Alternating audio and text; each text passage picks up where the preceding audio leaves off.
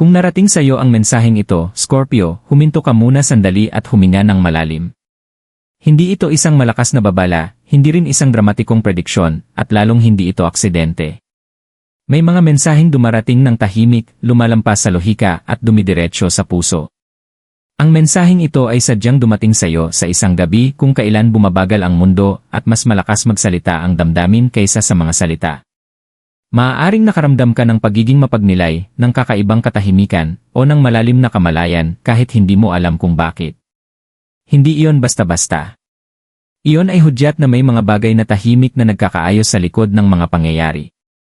Hindi laging ipinapahayag ng tadhana ang sarili nito. Minsan, naghihintay ito ng katahimikan para sa wakas, marinig mo ito. Ang pagbasa na ito ay para sa Scorpio na natutong manatiling kalmado habang pasan ang mga damdaming hindi nakikita ng iba. Para ito sa taong naghintay ng hindi nagtatanong, nagtiwala kahit walang patunay, at patuloy na umusad kahit tila nahuhuli ang mga sagot. Ang enerhiya ng Scorpio ay malalim, intuitive, at makapangyarihan, ngunit hinuhubog din ito ng katahimikan. Kapag mas tumatagal ang mga bagay para sa iyo, hindi iyon dahil nakalimutan ka. Iyon ay dahil mas mahalaga ang tamang oras para sa iyo kaysa sa karamihan. Hindi ito mensahe tungkol sa biglaang mga himala o dramatikong pagbabago. Isa itong pagbasa na parang kwento, tungkol sa tadhanang dahan-dahang nabubuo, walang pilit at walang ingay. Ang enerhiyang nakapaligid sa iyo ngayon ay banayad ngunit may malinaw na layunin. Ito'y para magdala ng pag-unawa, hindi kalituhan. Kapayapaan, hindi kaguluhan. Habang nakikinig ka, maaari mong maramdaman muli ang mga emosyon na inakala mong nailibing na, o ang linaw na hindi mo inaasahang darating pa. Ganyan kumilos ang tadhana ng Scorpio, mabagal, eksakto, at laging may kahulugan. Iyan ay tahimik na paghihintay. May panahon na parang tumahimik ang lahat sa paligid mo, halos nakabitin ang mga pangyayari. Hindi ito katahimikang payapa sa malinaw na paraan, kundi isang uri ng kapayapaang tila pinababa ng buhay ang boses nito. Para sa Scorpio, ang katahimikan ay hindi kailanman walang laman. Mabigat ito sa kahulugan. Sa panahong ito, maaaring napansin mo na habang mas sinusubukan mong unawain ang nangyayari, mas lalo itong nagiging malabo. Hindi nagdala ng sagot ang pagsisikap. Hindi rin nagdala ng katiyakan ang pagtitiis. At gayunman, may isang bahagi sa loob mo na tumangging sumuko. Ito ang paghihintay na higit kang sinubok, hindi dahil ito ay matagal, kundi dahil wala itong paliwanag. Ipinakita mo ang lakas kahit walang pumapalakpak. Pinasan mo ang responsibilidad kahit walang pagkilala. Natutunan mong manatili sa gitna ng kawalan ng kasiguruhan nang hindi pinatitigas ang iyong puso. Maraming Scorpio ang napagkakamalang parusa o pagkaantala ang yugtong ito, ngunit hindi ito alinman sa dalawa. Ito ay paghahanda. Iba ang paraan ng universo kapag Scorpio ang enerhiyang hinahawakan. Hindi nito minamadali ang iyong pagbabago dahil ang mga pagbabagong para sa iyo ay nakalaan na magtagal. Bawat paghinto, bawat sandaling walang sagot, bawat tahimik na gabi ay humuhubog ng lalim ng damdamin na hindi maaaring mabuo sa ibang paraan. Natutunan mo ang pagkilatis, kung sino ang dapat pagtiwalaan, kung ano ang dapat pakawalan, at kung kailan titigil sa pagpipilit sa mga bagay na hindi pa handa. Sa panahong ito, maaaring nakaramdam ka ng paglayo sa mga taong minsan ay malapit sa iyo o pagkawala ng interes sa pagpapatunay ng sarili. Hindi iyon pag-atras, iyon ay pagpipino. Hinila paloob ang iyong enerhiya upang muling makaugnay sa iyong intuwisyon ng walang sagabal. Pinakamalakas ang intuwisyon ng Scorpio kapag humuhupa ang mga distraksyon. Ang mga pinagdaanan mo ay hindi naging invisible. Kahit tila walang gumagalaw sa ibabaw, may mga bagay na umaayon sa ilalim nito. Ang katahimikan ay hindi kawalan. Ito ay pagtuon. Nililinis ng universo ang ingay upang kapag kumilos ang tadhana, makilala mo ito ng walang pag-aalinlangan. Tinuruan ka ng paghihintay na ito ng kontrol sa emosyon, espiritual na pagtitiyaga, at paggalang sa sarili. Tinuruan ka nitong tumayo mag-isa nang hindi nakakaramdam ng pag-iisa. At higit sa lahat, inihanda ka nitong tanggapin ang susunod na darating nang walang takot, walang desperasyon, at nang hindi nawawala ang iyong sarili. Para sa Scorpio, ang mga tahimik na kabanata ay hindi kailanman nasasayang. Dito hinuhubog ang anyo ng tadhana. Enerhiya ng gabi ng Pasko. May mga gabing may kakaibang lambot, mas tahimik, mas banayad, at mas totoo ang pakiramdam ng mundo. Bumabagalan ang mga usapan. Ang mga ilaw ay kumikislap imbes na kumikinang. At kahit ang mga taong may mabibigat na iniisip ay nakakaranas ng sandaling katahimikan ng damdamin. Para sa Scorpio, ang ganitong uri ng gabi ay may kahulugang lampas sa tradisyon. May dala itong enerhiya kung saan sapat na nagre-relax ang isip upang umangat ang intuisyon. Hindi ito gabing nagtutulak ng pagbabago. Hindi ito humihingi ng desisyon o nagbubukas ng emosyon ng biglaan. Sa halip, lumilikha ito ng espasyo. Espasyo para sa pagninilay. Espasyo para sa katotohanan. Espasyo para gumalaw ang tadhana ng walang sagabal.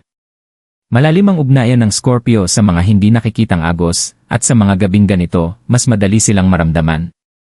Maaaring bumalik ang mga alaala, hindi para saktan ka, kundi para ipakita kung gaano ka nakalayo. Maaari kang makaramdam ng katahimikang hindi mo inaasahan, o ng kakaibang linaw tungkol sa mga bagay na hindi na dapat manatili sa iyong buhay. Ang enerhiyang nakapaligid sa iyo ngayon ay hindi magulo o nagmamadali. Ito ay may malinaw na layunin. Tahimik itong gumagana, inaayon ng damdamin, kaisipan, at oras sa paraang hindi kayang ipaliwanag ng lohika. Ito ang dahilan kung bakit ang mga pagbabago ng Scorpio ay kadalasang nagsisimula muna sa loob. Bago may magbago sa labas, may isang bagay munang humuhupa sa loob, isang pagtanggap, isang pagbitaw sa tensyon, isang pagkaalam na hindi mo na kailangang habulin ang nakatakdang hanapin ka. Sa gabing ito, ang enerhiya ng Scorpio ay box na box sa pagtanggap. Tumatalas ang iyong intuisyon ng walang pagsisikap. Lumalambot ang iyong emosyonal na depensa ng hindi nagiging kahinaan. Maaari kang maakit sa katahimikan, sa malalabong ilaw, o sa mga sandaling mag-isa, at hindi iyon pag-iisa.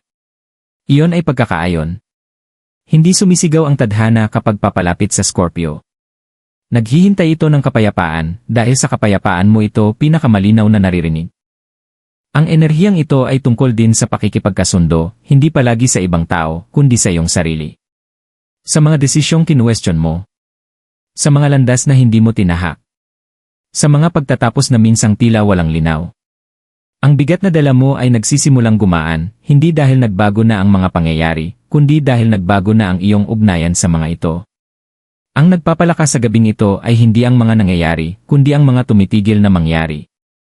Bumubagal ang labis na pag-isip. Lumuluwag ang emosyonal na tensyon. Humuhupa ang pangangailangang kontrolin ang lahat. Sa katahimikang iyon, muling inaayos ng tadhana ang sarili nito sa paligid mo. Walang minamadali. Walang pinipilit. Lahat ay nasa tamang oras. Para sa Scorpio, ganito nagsisimula ang mga makabuluhang pagbabago, hindi sa paputok, kundi sa tahimik na katiyakan. At kapag nanahan ang katiyakang iyon, ang landas sa unahan ay nagiging mas malinaw kaysa sa matagal na panahon. Iyan hipaglik ng tadhana. Dumarating ang sandali sa bawat paglalakbay ng Scorpio kung kailan dahan-dahang lumuluwag ang kapit ng mga pinagdaraanan. Hindi dahil biglang nalutas ang lahat, kundi dahil nagbago ang paraan ng paghawak mo sa mga ito. Ito ang punto ng paglik. Hindi ito dumarating bilang isang dramatikong pangyayari o isang biglaang anunsyo. Dumarating ito bilang linaw.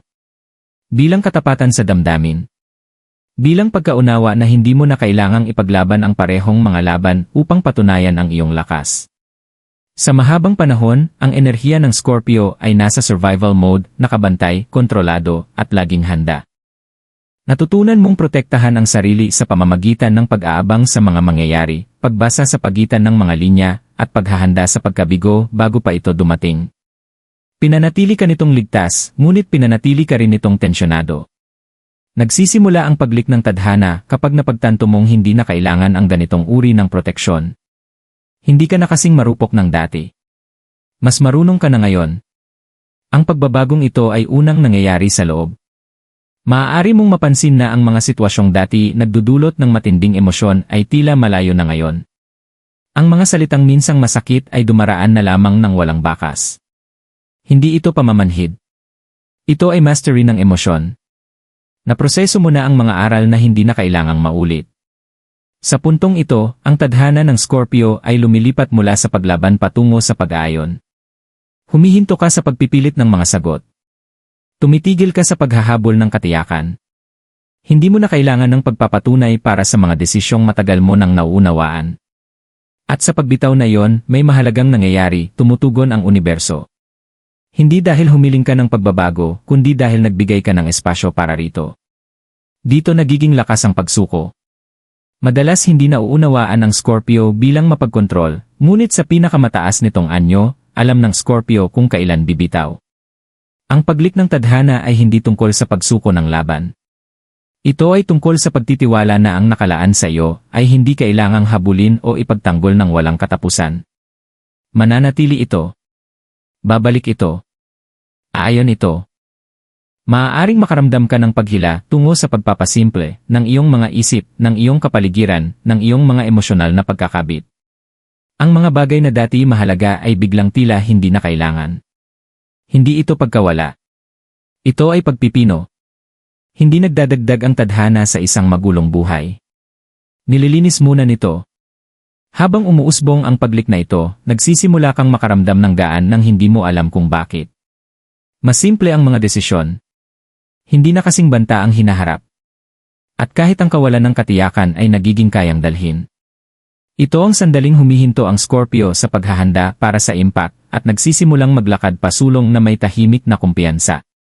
Hindi pa kailangang may magbago sa labas para maging mahalaga ang pagbabagong ito. Ang panloob na pag-aayos na ito ang senyales. Ipinapahiwatig nito sa universo na handa ka na, hindi desperado, hindi nagmamadali, hindi nagbabantay, kundi handa. At kapag narating ng Scorpio ang estadong ito, tumutugon ang tadhana ng eksakto, may layunin at walang pagkaantala. Hindi ito ang wakas ng kwento. Ito ang sandaling nagsisimulang umusad ang kwento pabor sa iyo, maayos, sinasadya, at may malinaw na layunin. Iyan ay mensaheng para lamang eere. Kung nakikinig ka pa rin, ang bahaging ito ng mensahe ay para sa iyo mismo. Hindi para sa lahat ng Scorpio. Hindi para sa napadpad lang dito dahil sa kuryosidad.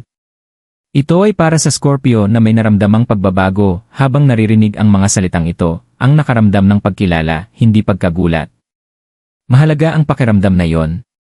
Iyan ang dahilan kung bakit dumating sa iyo ang mensaheng ito sa tamang sandali. Hindi maingay tumugon ang intuwisyon ng Scorpio. Tahimik itong nagpapatunay. Maaaring wala kang nararamdamang pananabik o takot ngayon. Sa halip, maaari kang makaramdam ng kapayapaan, pagiging grounded, o emosyonal na katatagan na tila hindi pamilyar. Iyan ang senyales ng iyong intuwisyon na ikaw ay nakaayon. Hindi ka binabalaan. Ikaw ay kinikilala. May mga palatandaan ka ng napansin, mga banayad lamang. Paulit-ulit na mga kaisipan. Mga sandali ng katahimikang may kahulugan. Isang pakiramdam na ang ilang kabanata ay natapos na ng kusa, kahit walang formal na pagsasara. Hindi ito mga pagkakataon lang. Ito ay mga panloob na pagpapatunay na ang iyong enerhiya ay nagbago na bago pa man sumunod ang mga pangyayari. Hindi hinihiling ng mensaheng ito na kumilos ka agad o gumawa ng matatapang na desisyon. Inaanyayahan ka nitong pagtiwalaan ang matagal mo ng alam. Ang karunungan ng Scorpio ay hindi nagmumula sa panlabas na payo. Nagmumula ito sa panloob na pagkilala. Nakikipag-usap sa iyo ang universo sa pamamagitan ng pakiramdam, hindi ng ingay.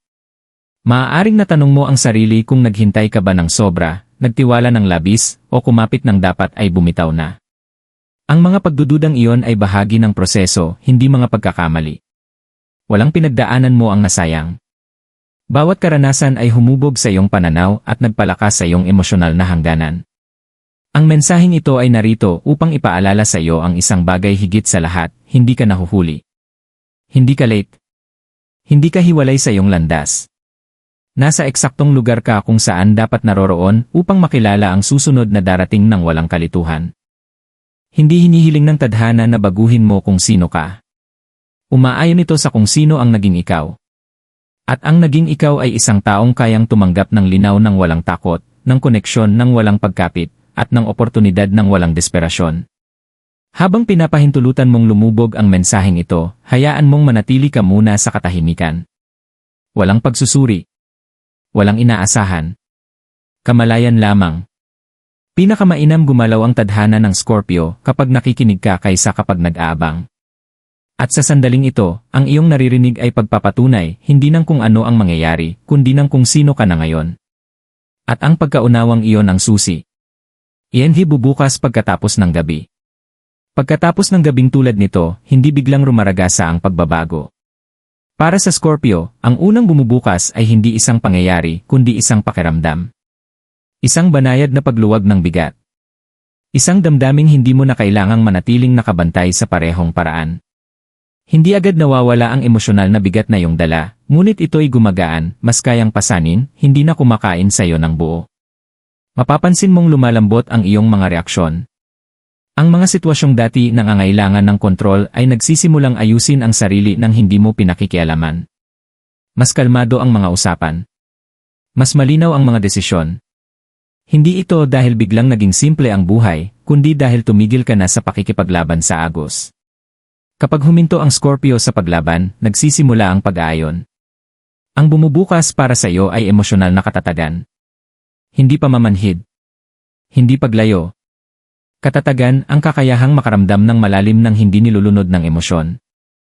Nagsisimula kang piliin ang kapayapaan ng walang guilt. Nagsisimula kang magtiwala sa iyong intuwisyon nang hindi ito kinu-question. At ang tiwalang iyon ang nagbabago kung paano lumalapit sa iyo ang mga oportunidad. Sa panlabas, maaaring mukhang mabagal ang progreso sa umpisa. Sinasadya yon. Ang tadhana ng Scorpio ay nagtatayo muna ng pundasyon bago ipakita ang mga resulta. Maaari mong maramdaman na may mga pintuang naghahanda pang magbukas, sa halip na biglang bumukas ng todo. Tinitiyak ng universo na kapag may pumasok sa iyong buhay, ito ay babagay, emosyonal, mental, at espiritual. Nagbabago rin ang mga relasyon sa yugtong ito. May mga koneksyong tumatahimik. May iba namang nagiging mas tapat. Maaari mong mapagtanto na hindi mo na kailangang ipaliwanag ang sarili upang maunawaan. Iyon ay senyales ng pag-aayon. Nakikilala ka ng tamang enerhiya ng walang pagsisikap. Ang tunay na bumubukas pagkatapos ng gabing ito ay linaw. Nagsisimula mong makita kung ano ang para sa iyo at kung ano ang hindi. Nakikilala mo kung saan natural na dumadaloy ang iyong enerhiya at kung saan ito nauubos. Ginagabayan ng kamalayang ito ang iyong mga susunod na hakbang, walang presyon, walang pagmamadali. Sa pinansyal, emosyonal, o espiritual na aspeto, dumarating ang ginhawa sa praktikal na paraan. Hindi nakakabigla. Hindi dramatiko.